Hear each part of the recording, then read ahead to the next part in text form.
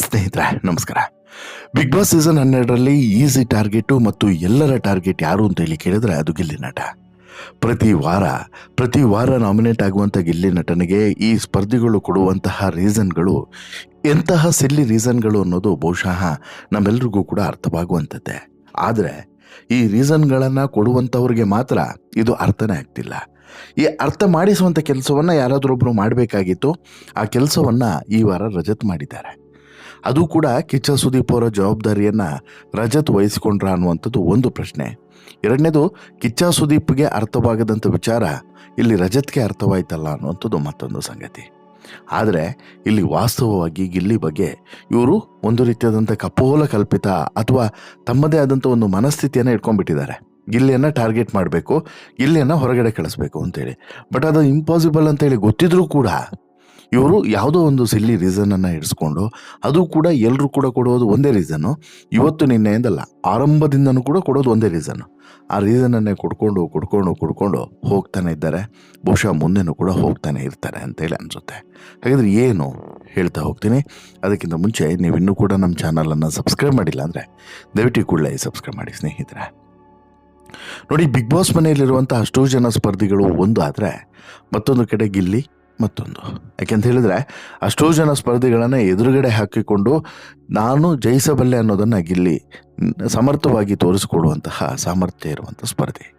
ಈಗ ಕಳೆದ ವಾರ ಮತ್ತು ಈ ವಾರ ಎರಡೂ ವಾರವೂ ಕೂಡ ಗಿಲ್ಲಿಗೆ ಒಂದು ರೀತಿಯಲ್ಲಿ ಅಗ್ನಿ ಪರೀಕ್ಷೆ. ಗಿಲ್ಲಿ ಜೊತೆಗೆ ಚೆನ್ನಾಗಿದ್ದವರೇ ಗಿಲ್ಲಿಗೆ ಬೆನ್ನಿಗೆ ಚೂರಿ ಹಾಕುವಂಥ ಕೆಲಸವನ್ನು ಮಾಡ್ತಿದ್ದಾರೆ. ಕಾವ್ಯ ಇರ್ಬೋದು, ಸ್ಪಂದನ ಇರ್ಬೋದು, ರಕ್ಷಿತಾ ಇರ್ಬೋದು, ಇವರೆಲ್ಲರೂ ಕೂಡ ಗಿಲ್ಲಿ ಜೊತೆಗೆ ಭಾರಿ ಚೆನ್ನಾಗಿದ್ದವರು. ಎಷ್ಟರ ಮಟ್ಟಿಗೆ ಅಂತ ಹೇಳಿದ್ರೆ ಗಿಲ್ಲಿ ಹೇಳಿದ್ರೆ ಮುಗೀತು, ಗಿಲ್ಲಿ ಮಾತನಾಡಿದರೆ ಮುಗೀತು, ಗಿಲ್ಲಿ ಹತ್ರ ಒಂದು ಒಪಿನಿಯನನ್ನು ಕೇಳುವಂಥದ್ದು, ಗಿಲ್ಲಿ ಹೀಗೆ ಮಾಡು ಹಾಗೆ ಮಾಡೋಣ ಅಂಥೇಳಿ ಒಟ್ಟಿಗೆ ಕೂತು ಚರ್ಚಿಸಿ ತೀರ್ಮಾನವನ್ನು ತೆಗೆದುಕೊಳ್ಳುವಂಥದ್ದು. ಹೀಗೆ ಇವರೆಲ್ಲರದ್ದು ಕೂಡ ಒಂದು ಒಳ್ಳೆಯ ಟೀಮ್ ಇತ್ತು. ಆದರೆ ಈ ಟೀಮನ್ನು ಒಡಿಬೇಕು ಅನ್ನೋದು ಇತರ ಸ್ಪರ್ಧಿಗಳ ಉದ್ದೇಶವೂ ಕೂಡ ಆಗಿತ್ತು.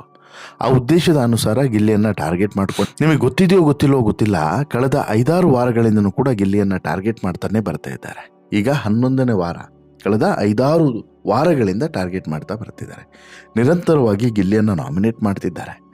ಆದರೆ ಈ ಸಂದರ್ಭದಲ್ಲಿ ಅವರು ಕೊಡ್ತಿರುವಂತಹ ರೀಸನ್ಸ್ಗಳನ್ನು ಕೇಳಿದ್ರೆ ನಗು ಬರ್ತಾ ಇತ್ತು. ಏನಪ್ಪ ಇದು ಫುಲಿಶ್ನೆಸ್ ಅಂತೇಳಿ ಅನ್ನಿಸ್ತಾ ಇತ್ತು. ಹೀಗಿರುವಂಥ ಸಂದರ್ಭದಲ್ಲಿ ಈಗ ಗಿಲ್ಲಿಯನ್ನು ಇವರೆಲ್ಲರೂ ಕೂಡ ಟಾರ್ಗೆಟ್ ಮಾಡಿರುವಂಥ ಉದ್ದೇಶ ಮತ್ತು ಗಿಲ್ಲಿಯನ್ನು ಟಾರ್ಗೆಟ್ ಮಾಡ್ತಿರುವಂತಹ ಇವರ ಕೆಲವೊಂದು ಲೆಕ್ಕಾಚಾರಗಳು ಯಾವ ರೀತಿ ಇದೆ ಅಂತೇಳಿ ಕೇಳಿದ್ರೆ ಬಹುಶಃ ನಿಮಗೆ ಅಚ್ಚರಿ ಆಗ್ಬೋದು. ಬಿಗ್ ಬಾಸ್ ಮನೆಯಲ್ಲಿ ರಜತ್ ಸಾಕಷ್ಟು ಬಾರಿ ಗಿಲ್ಲಿಯ ಪರ ಬ್ಯಾಟನ್ನು ಬೀಸಿದ್ದಾನೆ. ಪ್ರತಿ ವಾರ ಗಿಲ್ಲಿಯನ್ನು ಕೆಲವು ಸ್ಪರ್ಧಿಗಳು ನಾಮಿನೇಟ್ ಮಾಡ್ತಾನೆ ಇರ್ತಾರೆ. ಆದರೆ ಕೊಡುವಂಥ ಕಾರಣ ಮಾತ್ರ ಒಂದೇ, ಗಿಲ್ಲಿ ಸೋಮಾರಿ, ಕಾಮಿಡಿ ಮಾಡಿ ಡೌನ್ ಮಾಡ್ತಾನೆ ಅಂತೇಳಿ. ಈ ಬಗ್ಗೆ ರಜತ್ ಸರಿಯಾಗಿ ಟಾಂಗನ್ನು ಕೊಟ್ಟಿದ್ದಾರೆ. ವೈಲ್ಡ್ ಕಾರ್ಡ್ ಎಂಟ್ರಿಯನ್ನು ಪಡೆದು ನಾವು ಈಗ ಆಟ ಆಡುವಷ್ಟು ನೀವ್ಯಾರೂ ಕೂಡ ಆಡಿಲ್ಲ ಅಂತ ಹೇಳಿಬಿಟ್ಟು ಪರೋಕ್ಷವಾಗಿ ಹೇಳಿದ್ದಾರೆ. ಹಾಗಾದರೆ ಏನು ಹೇಳಿದ್ದಾರೆ ಬನ್ನಿ ನೋಡ್ತಾ ಹೋಗೋಣ. ಈಗ ಗಿಲ್ಲಿಯ ಪರ ಬಿಗ್ ಬಾಸ್ ಮನೆಯಲ್ಲಿ ಮಾತನಾಡುವಂತಹ ಸ್ಪರ್ಧಿಗಳು ಯಾರೂ ಕೂಡ ಇಲ್ಲ. ಒಂದು ಹಂತದಲ್ಲಿ ಮೊನ್ನೆವರೆಗೆ ಕಾವ್ಯ ಅಟ್ಲೀಸ್ಟ್ ಗಿಲ್ಲಿ ಜೊತೆಗೆ ಇದ್ದರು. ಈಗ ಕಾವ್ಯನೂ ಕೂಡ ಸ್ವಲ್ಪ ಅಂತರವನ್ನು ಕಾಪಾಡಿಕೊಳ್ಳುವಂಥ ಕೆಲಸವನ್ನು ಮಾಡ್ತಾ ಇದ್ದಾಳೆ ಮತ್ತು ಕಾವ್ಯನೂ ಕೂಡ ಗಿಲ್ಲಿಯನ್ನು ಡೌನ್ ಮಾಡುವಂತಹ ಯತ್ನವನ್ನು ಮಾಡ್ತಿದ್ದಾಳೆ. ಪ್ರತಿ ಬಾರಿಯೂ ಕೂಡ ಪ್ರತಿ ವಾರವೂ ಕೂಡ ಗಿಲ್ಲಿಯನ್ನು ಕೆಲವು ಸ್ಪರ್ಧಿಗಳು ನಾಮಿನೇಟ್ ಮಾಡ್ತಾನೆ ಬರ್ತಾ ಇದ್ದಾರೆ. ಆದರೆ ಕಾರಣ ಮಾತ್ರ ಒಂದೇ, ಗಿಲ್ಲಿ ಸೋಮಾರಿ, ಕಾಮಿಡಿ ಮಾಡಿ ಡೌನ್ ಮಾಡ್ತಾನೆ, ಎಮೋಷ್ನಲಿ ಹರ್ಟ್ ಮಾಡ್ತಾನೆ, ಜೊತೆಗೆ ಈ ತಮಾಷೆಯಿಂದನೇ ಒಬ್ಬರನ್ನು ಚುಚ್ಚಿ ಸಾಯಿಸಿ ಬಿಡ್ತಾನೆ ಅನ್ನುವಂಥದ್ದು ಕೆಲವರ ದೂರುಗಳು. ಈ ಬಗ್ಗೆ ರಜತ್ ಟಾಂಗನ್ನು ಕೊಟ್ಟಿದ್ದಾರೆ. ವೈಲ್ಡ್ ಕಾರ್ಡ್ ಎಂಟ್ರಿಯನ್ನು ಪಡೆದು ನಾವು ಈಗ ಆಟ ಆಡುವಷ್ಟು ನೀವ್ಯಾರೂ ಕೂಡ ಆಟವನ್ನು ಆಡಿಲ್ಲ ಅಂತಲೂ ಕೂಡ ಹೇಳಿದ್ದಾರೆ. 73 ದಿನದ ಜರ್ನಿಯಲ್ಲಿ ನಾವಿಬ್ಬರು ಕೇವಲ 15 ದಿನ ಹೊಡೆದು ಹಾಕಿದ್ದೀವಿ ಅಂತ ಹೇಳ್ಬಿಟ್ಟು ಯೋಚನೆ ಮಾಡ್ತಾ ಇದ್ದೇವೆ ಅಂತೇಳಿ ಚೈತ್ರ ಹೇಳ್ತಾರೆ. ಹಾಗಾದರೆ ಇದರಲ್ಲಿ ಏನರ್ಥ ಅಂದರೆ ನಿಮ್ಗೆ ಯಾರಿಗೂ ಕೂಡ ತಲೆ ಇಲ್ಲ ಅಂಥೇಳಿ. ನಮ್ಮನ್ನು ಹೈಲೈಟ್ ಮಾಡುವಂಥ ಅವಶ್ಯಕತೆಯೇ ಇರಲಿಲ್ಲ.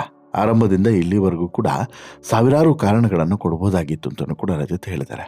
ಅದಕ್ಕೆ ರಾಶಿಕಾ ನಮಗೆ ನೀವು ಕಣ್ಣಿಗೆ ಕಾಣಿಸಿಲ್ಲ ಅಂತೇಳಿ ತಿರುಗೇಟನ್ನು ಕೊಡ್ತಾರೆ. ಆಗ ರಜತ್ ಹೇಳ್ತಾರೆ, ರಘು ಸರ್ಗೂ ಕೂಡ ನಾನು ಇವತ್ತು ಅದನ್ನೇ ಹೇಳಿದೆ. ಗಿಲ್ಲಿ ಅಂತೇಳಿ ಬಂದರೆ ಜೋಕ್ ಮಾಡ್ತಾನೆ, ಮನಸ್ಸಿಗೆ ಹರ್ಟ್ ಮಾಡ್ತಾನೆ, ವೈಯಕ್ತಿಕವಾಗಿ ಟಾರ್ಗೆಟ್ ಮಾಡ್ತಾನೆ. 3 ವಾರ ಆಯಿತು ನಾವು ಬಂದಾಗಿಂದ ಕೂಡ ಕೇಳ್ತಾ ಇರೋದು ಇದೊಂದೇ ರೀಸನ್, ಅವನನ್ನು ನಾಮಿನೇಟ್ ಮಾಡಿ, ತೊಂದರೆ ಇಲ್ಲ, ಬೇರೆ ಕಾರಣಗಳನ್ನು ಕೊಡಿ. 70% ಜನ ಇದೇ ಕಾರಣವನ್ನು ಕೊಡ್ತೀರಾ, ಆಮೇಲೆ ಪ್ರತಿ ವಾರನೂ ಕೂಡ ಕೊಡ್ತೀರಾ ಅಂತ ಹೇಳ್ಬಿಟ್ಟು ಸತ್ಯವನ್ನು ತೆರೆದಿ. ಇನ್ನು ಈ ವಾರ ಬಿಗ್ ಬಾಸ್ ಮನೆಯಲ್ಲಿ ಕಾವ್ಯ ಕೂಡ ಗಿಲ್ಲಿಯನ್ನು ನಾಮಿನೇಟ್ ಮಾಡಿದ್ದಾರೆ. ಸಾಲದಕ್ಕೆ ರಜತ್ ಅವರನ್ನು ಕೂಡ ನಾಮಿನೇಟ್ ಮಾಡಿದ್ದಾರೆ. ಆದರೆ ಇಬ್ಬರನ್ನು ಕೂಡ ನಾಮಿನೇಟ್ ಮಾಡೋದಕ್ಕೆ ಕಾರಣ ಮಾತ್ರ ಒಂದೇ, ಅದುವೇ ಗಿಲ್ಲಿ ಕಾಮಿಡಿ. ಕಾವ್ಯ ಕೊಟ್ಟಂಥ ಕಾರಣಗಳನ್ನು ಪ್ರೇಕ್ಷಕರಿಗೆ ಯಾಕೋ ಸರಿ ಅಂತೇಳಿ ಅನ್ನಿಸ್ತಿಲ್ಲ, ಮತ್ತು ಅಲ್ಲಿರುವಂಥ ಒಳಗಡೆ ಇರುವಂತಹ ರಜತ್ ಸೇರಿ ಇನ್ನುಳಿದವ್ರಿಗೂ ಕೂಡ ಸರಿ ಅಂತೇಳಿ ಅನ್ನಿಸ್ತಿಲ್ಲ. ನನ್ನ ಮುಂದೆ ಯಾವತ್ತೂ ಕೂಡ ರಘು, ಧ್ರುವಂತು ಹಾಗೂ ಅಶ್ವಿನಿ ಅವರನ್ನು ಕೆಳಗೆ ಹಾಕಿ ಗಿಲ್ಲಿ ಮಾತೇ ಆಡಿಲ್ಲ. ರೇಗಿಸಿದ್ದಾನೆ. ನಿಮಗೆ ತಲೆ ಗಿರ ಅಂತೇಳಿ ತಿರುಗುತ್ತಾ ಇರಬೇಕು ಅಂತೇಳಿ ಅನಿಸುತ್ತೆ, ನಿಮಗೆಲ್ಲ ಅರ್ಥ ಆಗ್ತಿಲ್ಲ ಅಂತೇಳಿ ಅನಿಸುತ್ತೆ. ನಿಮ್ಮ ಪ್ರಕಾರ ಈ ಮನೆಯಲ್ಲಿ ತಮಾಷೆನೇ ಮಾಡಬಾರ್ದ? ಟಾಸ್ಕ್ನಲ್ಲಿ ತಲೆ ಇಲ್ಲ ಅಂದ್ಕೊಂಡೆ, ನಾಮಿನೇಷನಲ್ಲೂ ಕೂಡ ತಲೆ ಇಲ್ವಲ್ಲ ಅಂಥೇಳಿ ರಜತ್ ಒಂದು ರೀತಿಯಲ್ಲಿ ನೇರವಾಗಿ ಬಟ್ಟೆ ಸುತ್ತು ಬಾರಿಸಲಿಲ್ಲ, ನೇರವಾಗಿ ಬಾರಿಸಿದ್ದಾರೆ. ಆದರೂ ಕೂಡ ಈ ಸ್ಪರ್ಧೆಗಳಿಗೆ ಬುದ್ಧಿ ಮಾತ್ರ ಬರಲ್ಲ ಅನ್ನೋದಕ್ಕೆ ಸಾಕ್ಷಿ ಈಗ ಈ ವಾರ ಅಥವಾ ಮುಂದಿನ ವಾರ ನಡೆಯುವಂಥ ನಾಮಿನೇಷನ್ ಪ್ರಕ್ರಿಯೆ ಅನ್ನೋದನ್ನು ಯಾವುದೇ ಅನುಮಾನ ಇರದೆ ಹೇಳ್ಬೋದು. ಹಾಗಾದರೆ ಈ ವಿಚಾರವನ್ನು ಕಿಚ್ಚ ಸುದೀಪ್ ಅವರು ಈ ವಾರ ಚರ್ಚೆಗೆ ತೆಗೆದುಕೊಳ್ಬಹುದಾ ಅನ್ನುವಂಥದ್ದು ಈಗಿರುವಂಥ ಪ್ರಶ್ನೆ. ಯಾಕೆ ನೋಡಿ, ಇಂತಹ ಸೀರಿಯಸ್ ವಿಚಾರಗಳನ್ನು ಮತ್ತು ಇಂತಹ ಗಂಭೀರ ಸಂಗತಿಗಳನ್ನು ಚರ್ಚೆಗೆ ತೆಗೆದುಕೊಳ್ಳಬೇಕಾಗಿರೋದು ವಾಸ್ತವವಾಗಿ ಯಾರು? ಕಿಚ್ಚ ಸುದೀಪ್ ಅವರು. ಯಾಕೆ ಕಿಚ್ಚ ಸುದೀಪ್ ಅವರು ಯಾಕೆ ಈ ವಿಚಾರವನ್ನು ಚರ್ಚೆಗೆ ತೆಗೆದುಕೊಳ್ಬೇಕು ಅಂತೇಳಿ ಹೇಳಿದ್ರೆ, ಕಿಚ್ಚ ಸುದೀಪ್ ಅವರ ಜವಾಬ್ದಾರಿ ಇದು. ಒಬ್ಬ ವ್ಯಕ್ತಿಯನ್ನು ಸುಮ್ಮನೆ ಟಾರ್ಗೆಟ್ ಮಾಡ್ತಾ ಹೋದರೆ ಅದು ಸರಿಯಲ್ಲ ಅನ್ನೋದು ಕಿಚ್ಚ ಸುದೀಪ್ ಅವರ ಲೆಕ್ಕಾಚಾರ ಆಗಿರಬೇಕಾಗಿತ್ತು.